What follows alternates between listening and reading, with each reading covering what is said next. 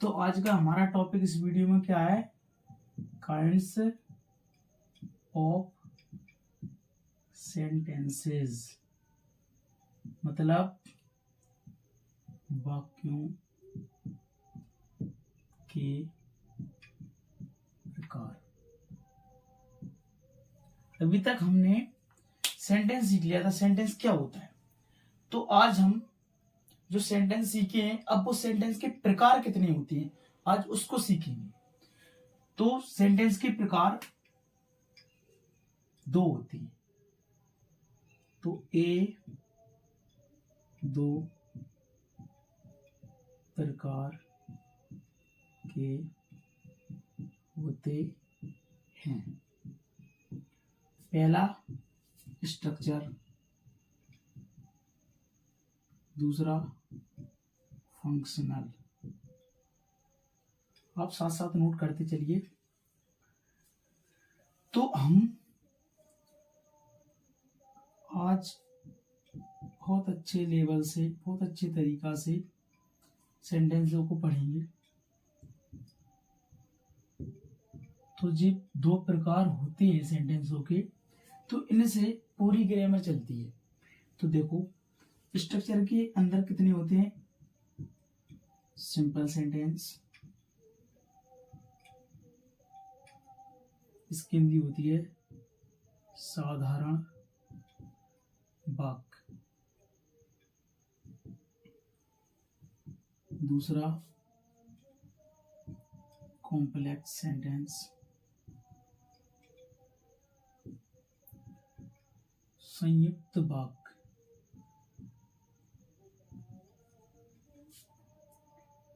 तीसरा compound sentence, इसकी हिंदी मिश्रित वाक्य। तो सेंटेंस के प्रकार, आज की हमारी वीडियो सेंटेंस के प्रकारों के ऊपर है। सेंटेंस के प्रकार दो होते हैं, एक स्ट्रक्चर, एक फंक्शनल। तो स्ट्रक्चर के अंदर तीन होते हैं। सिंपल सेंटेंस, जिसकी हिंदी साधारण वाक्य। दूसरा कॉम्प्लेक्स सेंटेंस, जिसकी हिंदी संयुक्त वाक्य। तीसरा कंपाउंड सेंटेंस, जिसकी हिंदी मिश्रित वाक्य। तो स्ट्रक्चर के अंदर तीन होते हैं, फंक्शनल के अंदर 5 होते हैं। पहला एसर्टिव या डिक्लेरेटिव, इसी का दूसरा नाम है डिक्लेरेटिव सेंटेंस, जिसकी हिंदी होती है साधारण और नकारात्मक। इसके अंदर पहला आता है अफर्मेटिव सेंटेंस,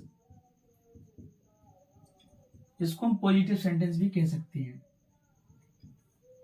और इसके अंदर ही नकारात्मक वाक्य आता है, जिसको हम नेगेटिव सेंटेंस कहते हैं। साथ साथ आप नोट करते जाना, ठीक है। अब दूसरा इंटरोगेटिव, जिसकी हिंदी होती है प्रश्नवाचक वाक्य। तीसरा इम्पेरेटिव सेंटेंस या इम्पेरेटिव सेंटेंस। चौथा ऑप्टेटिव सेंटेंस।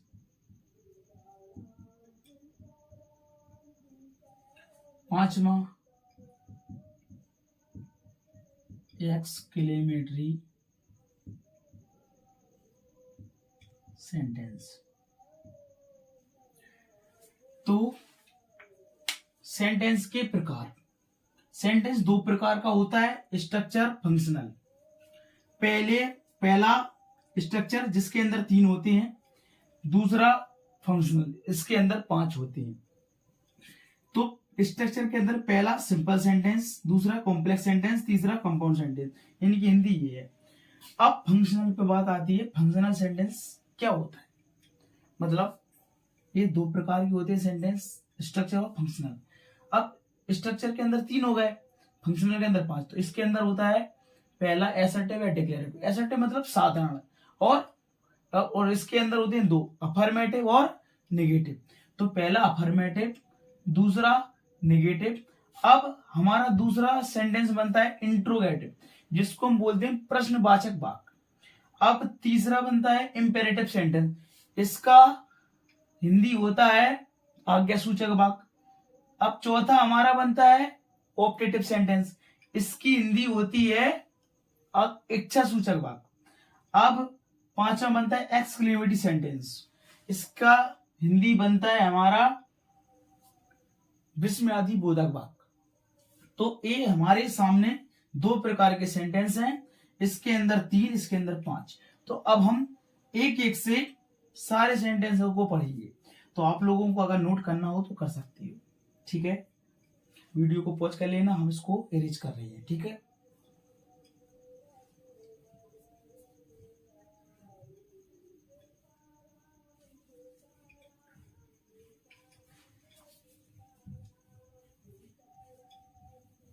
तो सेंटेंस हमारी पिछली वीडियो में हो ही गया था, तो आज हम सेंटेंस के प्रकार पढ़ रहे हैं।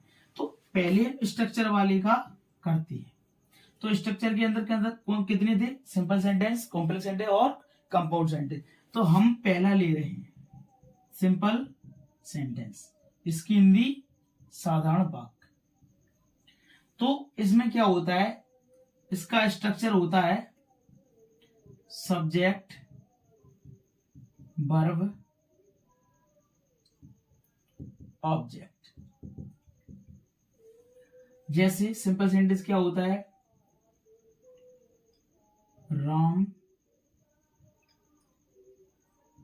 buys a book। Subject verb object.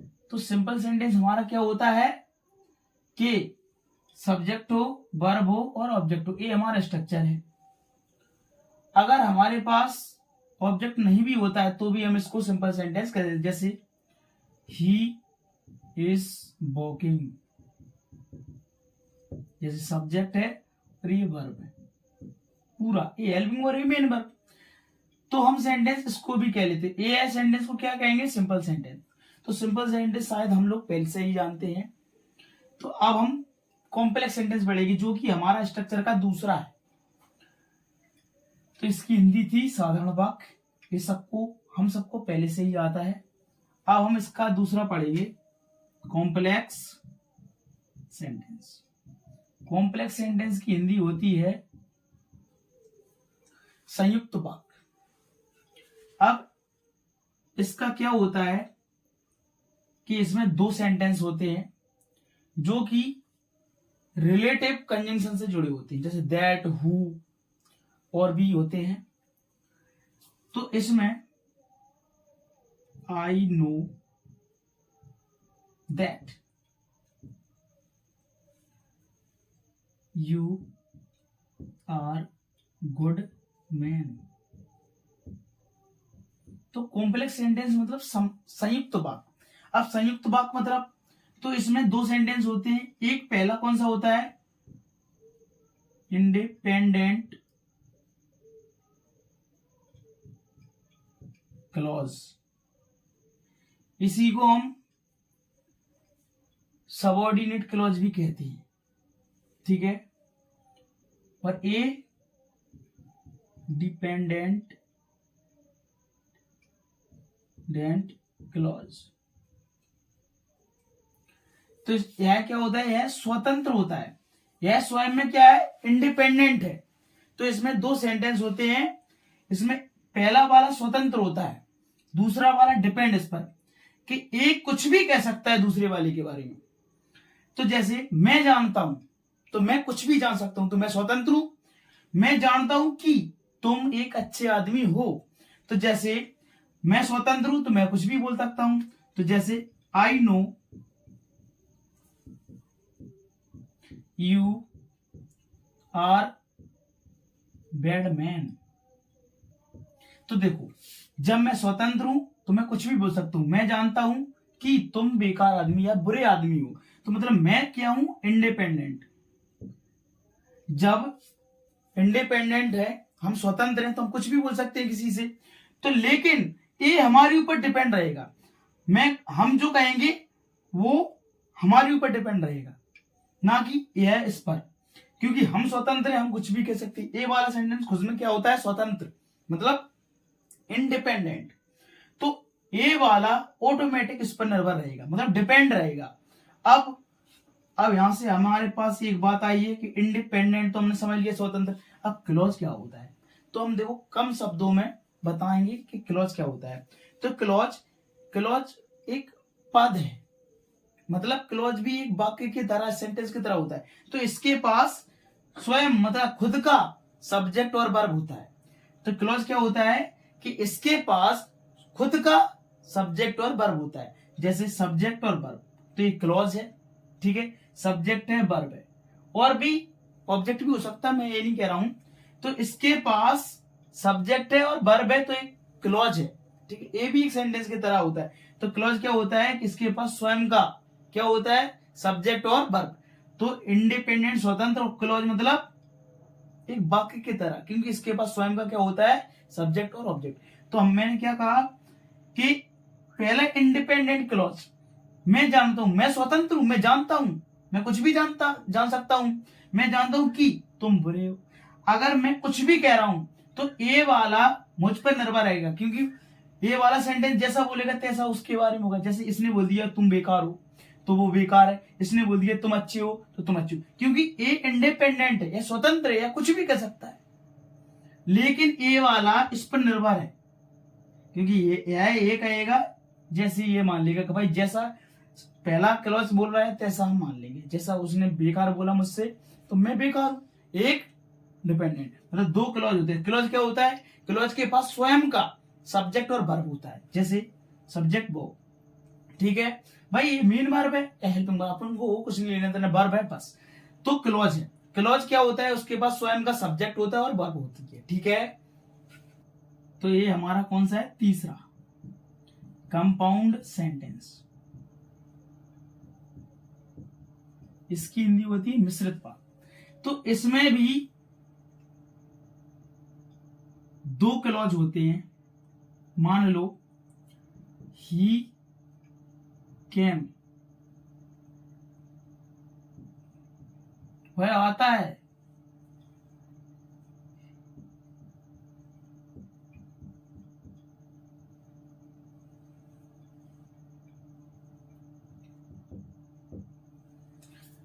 तो इसमें भी दो क्लॉज होते हैं, लेकिन यह मेन क्लॉज होता है।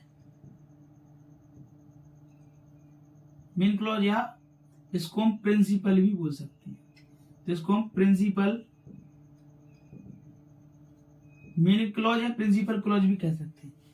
और यह दूसरा क्लॉज होगा, मतलब सेंटेंस, ठीक है। सेंटेंस और क्लॉज में कुछ ज्यादा अंतर नहीं होता है। इसके पास भी सब्जेक्ट और वर्ब होता है खुद का, और सेंटेंस के पास भी यह होता है। तो देखो ये पहला वाला क्या होता है, मेन क्लॉज है, प्रिंसिपल, यह खुद में मेन है, तो वह आता है, लेकिन वह उससे नहीं मिलता है। तो इसमें एक सेंटेंस को कंजंक्शन के द्वारा दूसरे सेंटेंस से जोड़ दिया जाता है।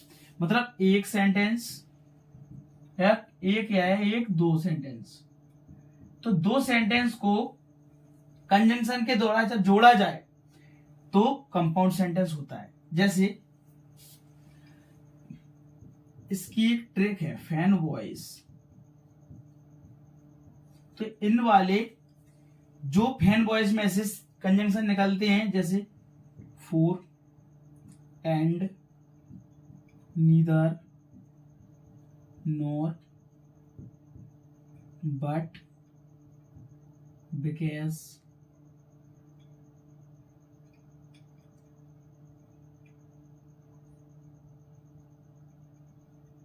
बिकॉज, और, एट, सो। अब इतने आपके कंजंक्शन है ये फैन वॉइस में है। और भी होते हैं दो चार, ये है इसमें नहीं आए, लेकिन अधिकतर यही कंजंक्शन दो सेंटेंसों को जोड़ता है, तो वो कंपाउंड सेंटेंस होता है। जैसे सेंटेंस को कंजंक्शन से जोड़ते हैं तो कंपाउंड सेंटेंस कहलाता है। जैसे Shalini is not coming school because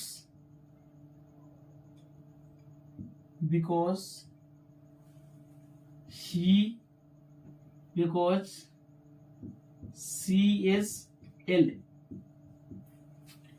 Shalini school नहीं आ रही है क्योंकि वह बीमार है। तो जब दो सेंटेंस मतलब एक क्लॉज क्या होता है, उसके पास स्वयं का सब्जेक्ट और वर्ब होता है। ऐसा ही हमारा सेंटेंस, जब एक क्लॉज दूसरे क्लॉज को कंजंक्शन से जोड़ते हैं तब हम कंपाउंड सेंटेंस कहते हैं। जैसे पहला क्लॉज जिसको हम प्रिंसिपल क्लॉज भी कहते हैं या मेन क्लॉज भी कहते हैं, और यह डिपेंडेंट होता है क्योंकि वह क्यों नहीं आ रही है, वह बीमार है। ठीक है, जब दो क्लॉज या सेंटेंसों को कंजंक्शन से जोड़ते हैं, जब दो सेंटेंसों को कंजंक्शन से जोड़ते हैं तो कंपाउंड सेंटेंस बनता है। और जब पहला क्लॉज इंडिपेंडेंट हो और रिलेटिव कंजंक्शन के बाद डिपेंडेंट क्लॉज हो तो उसे हम कॉम्प्लेक्स सेंटेंस कहते हैं। और सिंपल सेंटेंस किसे कहते हैं, सब्जेक्ट वर्ब ऑब्जेक्ट, उसे हम सिंपल सेंटेंस कहते हैं। तो पहला क्या होता है, सिंपल सेंटेंस, कंपाउंड सेंटेंस और कॉम्प्लेक्स सेंटेंस। तो ठीक है, तो अब हम तीनों की मिलाकर एक्सरसाइज करेंगे। तो ये पहला वाला सेंटेंस क्या होगा, तो देखो, she says that he is a handsome boy. वह कहती है कि वह एक सुंदर लड़का है। तो मतलब यह इंडिपेंडेंट क्लॉज, यह स्वतंत्र है, वह कुछ भी कह सकती है। वह कहती है कि, अब अगर ये बोलेगी कि वह बेकार है तो बेकार है क्योंकि यह इंडिपेंडेंट होता है और यह डिपेंडेंट होता है। तो देखो, जैसा ये बोलेगी इस वाले को वैसा ही मानना पड़ेगा क्योंकि यह डिपेंडेंट होता है। जब ये स्वतंत्र है तो यह डिपेंडेंट है। तो आप लोग क्या समझ रहे हो कि जब पहला सेंटेंस या पहला क्लॉज हमारा इंडिपेंडेंट होता है तो दूसरा निर्भर हो तो उसे हम कॉम्प्लेक्स सेंटेंस कहते हैं।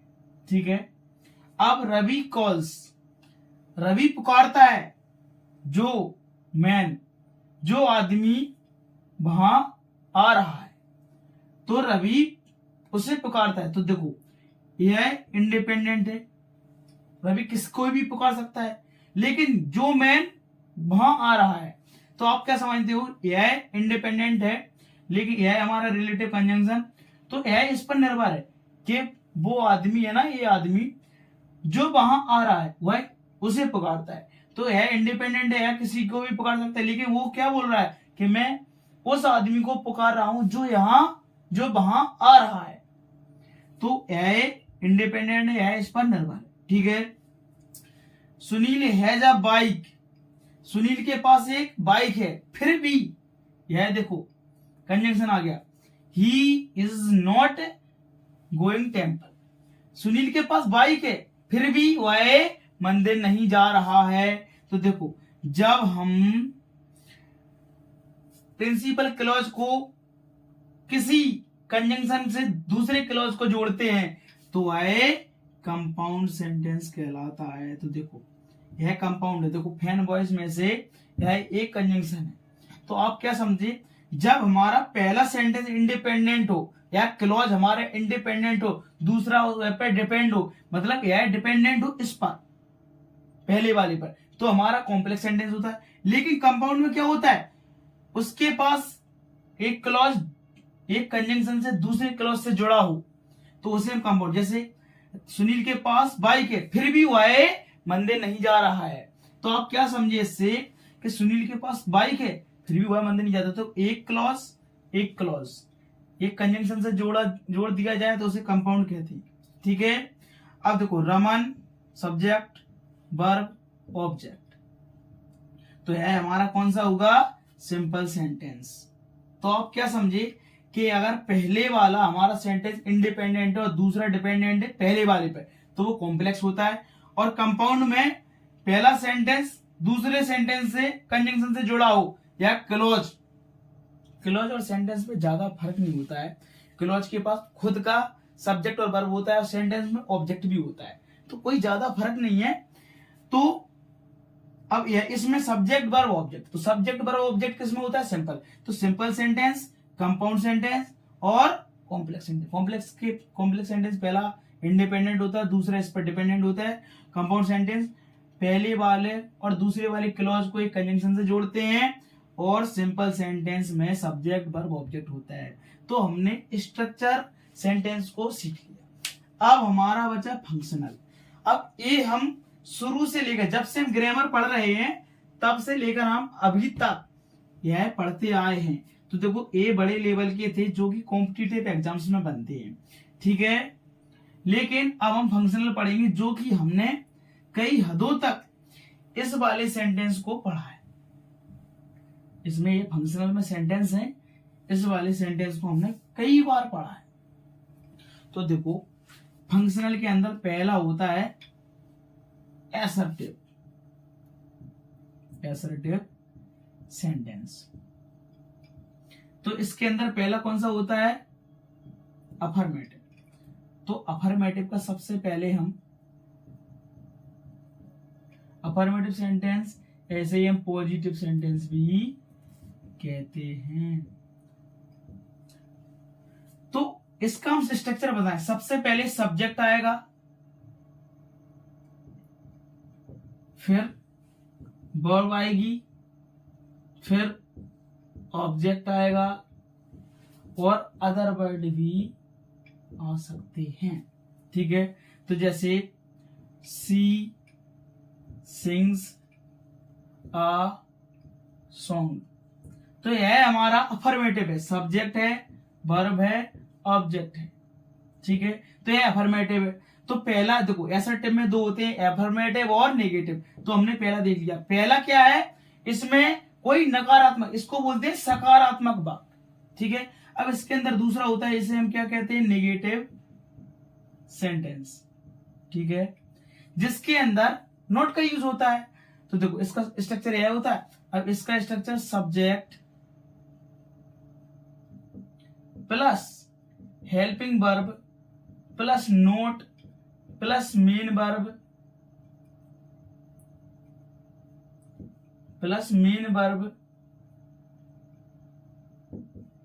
Plus object plus other word. तो देखो जैसे हमने इसी वाले सेंटेंस को ले लिया, तो सी जब साई क्रिया आएगी मतलब हेल्पिंग वर्ब, तभी हम नोट लगा सकते हैं। He she does not sing a song. तो देखो subject, helping verb, not, sing, देखो ये पूरी वर्ब की कैटेगरी लेके हमने यहाँ नेगेटिव बना दिया, यह है ऑब्जेक्ट। तो देखो सब्जेक्ट वर्ब, ठीक है, ये भी वर्ब है और ये ऑब्जेक्ट। तो देखो सकारात्मक किसे कहते हैं? जिसमें नोट नहीं होता है, मतलब एक साधारण से एकदम सकारात्मक। और एक नेगेटिव क्या होता है? जिसमें नकारात्मक सेंस निकले, मतलब नेगेटिव, जिसमें नहीं का यूज हुआ हो, उससे हम क्या कहते हैं? Negative sentence. तो असर्टिव के अंदर दो होते हैं, अफर्मेटिव और नेगेटिव। अफर्मेटिव में नोट का यूज नहीं होता है, नेगेटिव में नोट का यूज होता है। और नोट का यूज तभी होता है जब साइड गिर के होती है। तो इसका structure subject, helping verb, note plus main verb plus object और अदर वर्ब। तो ठीक है, ये बहुत सरल है, हम बचपन से इसको पढ़ते आए हैं, ठीक है। अब हमारा दूसरा कौन सा है? इंट्रोगेटिव सेंटेंस, जो कि हम प्रश्न पूछने के लिए पढ़ते हैं। तो इसके अंदर देखो ये हमारा दूसरा कौन सा है? Interrogative sentence. इसकी हिंदी होती है प्रश्नवाचक वाक्य, ठीक है। अब इसमें दो प्रकार के वे होते हैं। तो ये देखो पहले वाले को हम बोलते हैं क्लोज एंडेड, जिसका स्ट्रक्चर होता है helping verb plus subject plus verb plus object और क्वेश्चन मार्क। अदर वर्ड भी हो सकते हैं। अब एक होता है ओपन एंडेड, जिसका स्ट्रक्चर होता है कोई WH फैमिली, मतलब इसको हम बोल लेंगे question word plus helping verb plus subject plus verb plus object, ठीक है, फिर क्वेश्चन मार्क। तो हम क्या सीखे कि जब हेल्पिंग वर्ब से स्टार्ट होता है तो इसे क्लोज एंडेड कहते हैं, जब WH फैमिली में से क्वेश्चन वर्ड से स्टार्ट होता है तो ओपन एंडेड कहते हैं। मतलब क्लोज एंडेड अब क्या होता है, जैसे हमने बोला हैज सीता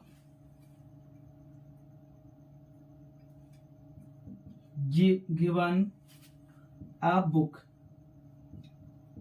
क्या सीता एक बुक या क्या सीता एक किताब दे चुकी है, तो ये हमारा क्लोज एंडेड बन गया, ठीक है। अब ओपन एंडेड कैसे, जैसे मान लो what has Sita given a book, तो देखो इसमें क्या होता है, यह हेल्पिंग वर्ब से स्टार्ट होता है, यह क्वेश्चन वर्ड से, ठीक है। सीता क्या किताब दे चुकी है, ठीक है। तो देखो इंट्रोगेटिव में कुछ नहीं होता है, पहला जो हेल्पिंग वर्ड से स्टार्ट हो उसे क्लोज एंडेड कहते हैं, जो WH फैमिली या क्वेश्चन वर्ड से स्टार्ट हो उसे हम क्या कहते हैं, ओपन एंडेड, ठीक है। तो इंट्रोगेटिव भी हमारे हिसाब से हम बहुत पहले से ही पढ़ते आ रहे हैं। तो अब आया है इंपेरेटिव सेंटेंस, जिसे अब कॉम्पिटिटिव एग्जाम के लेवल पर लाया जाता है। तो देखो हम बेसिक से सब कंसेप्ट सिखाएंगे आपको, तो आप सीखते रहना। तो यह है इसका तीसरा इंपेरेटिव सेंटेंस, ठीक है। तो इसकी हिंदी होती है आज्ञा सूचक बात। तो देखो इसके पहले हम आपको बताएं, इसका structure V1 plus object. V1 मतलब वर्ब का पहला फॉर्म और ऑब्जेक्ट आता है। यह है इस सेंटेंस का कार्य होता है, पहला किसी की कमांड को बताए, एडवाइस को, ऑर्डर को और रिक्वेस्ट को। तो यह इन चीजों को बताता है, तो इंपेरेटिव सेंटेंस का इसका स्ट्रक्चर यह होता है, ठीक है। जैसे गो देयर, वहां जाओ, ठीक है, V1 प्लस ऑब्जेक्ट। अब इसमें एक सब्जेक्ट छुपा होता है जो हम बताएंगे आपको। इसमें आपको सब्जेक्ट लिखा नहीं मिलेगा, आपको समझना पड़ेगा, और वो कौन सा सब्जेक्ट होता है, यू। तो इंपेरेटिव सेंटेंस का स्ट्रक्चर क्या होता है, V1 प्लस ऑब्जेक्ट। यह चार चीजों को बताता है, कमांड, एडवाइस, ऑर्डर और रिक्वेस्ट। इसका स्ट्रक्चर हमने बता दिया। तो गो देयर, वहां जाओ, तो इसमें आपको सब्जेक्ट लिखा नहीं मिलेगा, सीधा वर्ब का V1 से स्टार्ट होगा और ऑब्जेक्ट।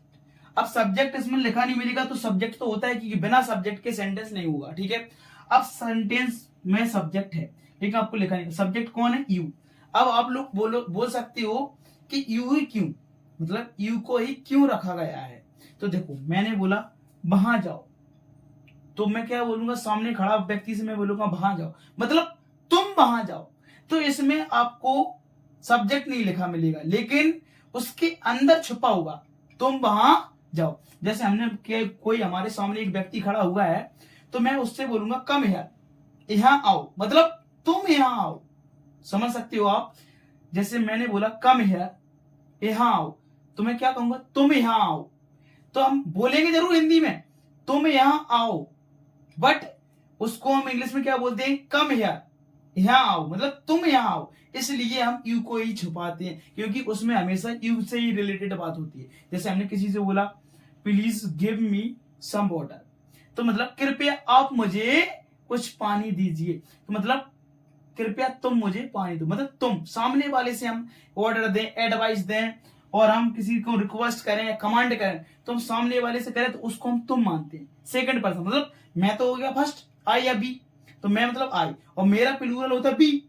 लेकिन हम जब सामने वाले को सेकंड पर्सन को क्या, तो सेकंड पर्सन से हमेशा हम बोलते हैं कम यार, मतलब तुम यहाँ हो, तुम सेकंड पर्सन, इसीलिए इसमें यू छुपा होता है। ठीक है, ऐसा कोई सेंटेंस नहीं होता है जिसमें सब्जेक्ट ना हो, तो इसमें सब्जेक्ट बस दिखेगा नहीं लेकिन इसमें छुपा होता है। वो कौन सा सब्जेक्ट होता है, यू। ठीक है, आप समझ सकते हो। तो अब देखो इंपेरेटिव सेंटेंस मतलब आगे सूचक वाक्य, ये चार चीजों में चलता है। इसका स्ट्रक्चर होता है V1 प्लस ऑब्जेक्ट। अब जैसे यहां मिला गो देयर मतलब वहां जाओ, तो आप समझ सकते हो। ठीक है, अब हमारा अब हम लोग पहुंचते हैं ऑप्टेटिव सेंटेंस। ठीक है, जो कि हमारा चौथा है ऑप्टेटिव सेंटेंस। इसकी हिंदी होती है इच्छा सूचक वाक्य। जैसे यह बताता है कि प्रेयर, ब्लेसिंग और कर्स, तो देखो प्रार्थना, वरदान या आशीर्वाद, कर्स मतलब बद्दुआ। ठीक है, और भी होगी एक आध दो चीजें। तो जो इच्छा को रिप्रेजेंट करता है तो उसे हम ऑप्टेटिव मतलब किसी से दुआ, बद्दुआ, आशीर्वाद, जैसे मे यू लिव लॉन्ग, आप लंबी उम्र तक, मतलब हमने आपको आशीर्वाद दिया तो मे गॉड ब्लेस यू, भगवान आपको खुश रखे। तो जैसे आपसे ये प्रार्थना हो गई, ये आपको ब्लेस हो गया, और भी एक दो चीजें होंगी, लेकिन जनरली यह मे से स्टार्ट होता है। जब लेट से स्टार्ट होगा ये वाला तो ये सजेशन और प्रपोजल को रिप्रेजेंट करता है। ठीक है, आपको बता रहे ऑप्टेटिव में क्या होता है, इच्छा, किसी को हम वरदान देते हैं, किसी से प्रार्थना करते हैं और किसी को बद्दुआ भी देते हैं, वो काम है इसमें ही आता है। ठीक है, तो देखो पहले में एसर्टिव में अफर्मेटिव और नेगेटिव, मतलब उसका क्या है, सकारात्मक और नकारात्मक। अब दूसरा इंट्रोगेटिव, मतलब पहला क्लोज एंडेड जिसमें हेल्पिंग वर्ड से स्टार्ट होता है, दूसरा इंट्रोगेटिव जो WH फैमिली से स्टार्ट होता है, मतलब तीसरा अब हमारा कौन सा था, इंपेरेटिव सेंटेंस। अब उसका स्ट्रक्चर होता है V1 प्लस ऑब्जेक्ट। इसमें सब्जेक्ट लिखा नहीं मिलेगा, सब्जेक्ट छुपा होगा, वो सब्जेक्ट कौन होगा, यू। ठीक है, आप लोगों को पता है, मैंने बता दिया। और वाई किसको रिप्रेजेंट करता है, कमांड, ऑर्डर, रिक्वेस्ट, एडवाइस। और ऑप्टेटिव प्रेयर, ब्लेस और कर्स, और भी एक दो चीजें होंगी जो भी किसी से मांगने की, जो हमारी इच्छा को हम रिप्रेजेंट करते हैं, वह ऑप्टेटिव सेंटेंस में आता है। जो हम किसी से भगवान से मांगे या किसी को वरदान दे, जा सदा सुखी रहे। ठीक है, तो जैसे अब हमने ऑप्टेटिव समझ लिया, जनरली मे से स्टार्ट। ठीक है, तो आपसे हम बस एक लास्ट है उसको बताना चाहते हैं, वो बहुत इंपॉर्टेंट है। वो हमारा पांचवा है एक्स क्लेमेटरी सेंटेंस। इसकी हिंदी होती विस्मयादि बोधक वाक्य, टू एक्सप्रेस, यह अपने बारे में बताता है। ठीक है, एक्सप्रेस मतलब बताना, तो वो लोग वे पिछले सेंटेंस भी बताते हैं, तो यह अपने बारे में बताता है। सडन फीलिंग एक्सप्रेसिंग, यह अचानक जो कुछ भी महसूस हुआ हो उसको बताने का कार्य ये करता है।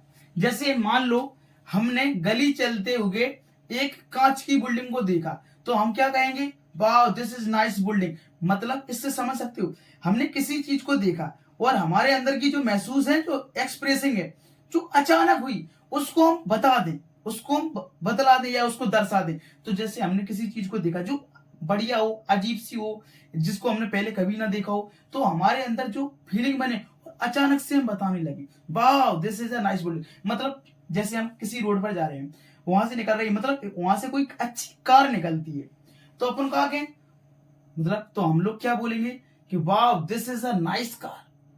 तो जब हम किसी चीज को देखकर खुद को रोक ना सके, ऐसा महसूस करें, वो अचानक हम बोल दें, तो उसे हम क्या कहते हैं? Exclamatory sentence. जैसे wow this is a nice dress. मतलब हमारा एक दोस्त हमारे सामने कोई अच्छे कपड़े पहन के आता है, तो हम रोक नहीं पाते खुद को, तो हम अचानक फील करके सडन महसूस करके, एकदम अचानक करके हम उससे कह देते wow this is a nice dress, यह कितनी अच्छी है। और जैसे मान लो हमने कोई भूत को देखा, मान लो, मैं नहीं कह रहा हूं देखा, मतलब मान लो, तो हम क्या कहेंगे? हाय, यह क्या है? हाय मतलब alas, this is a very frightened, this is a very frightened, this is a very frightened, ठीक है। दिस इज अ, तो अपन कहा गए, तो हम लोग क्या बोलेंगे?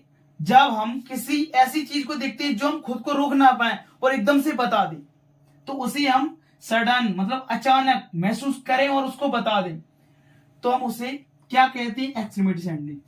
हमने किसी दोस्त को देखा अच्छे कपड़े पहने हुए, तो हम क्या कहेंगे? वाह this is a nice dress, ठीक है।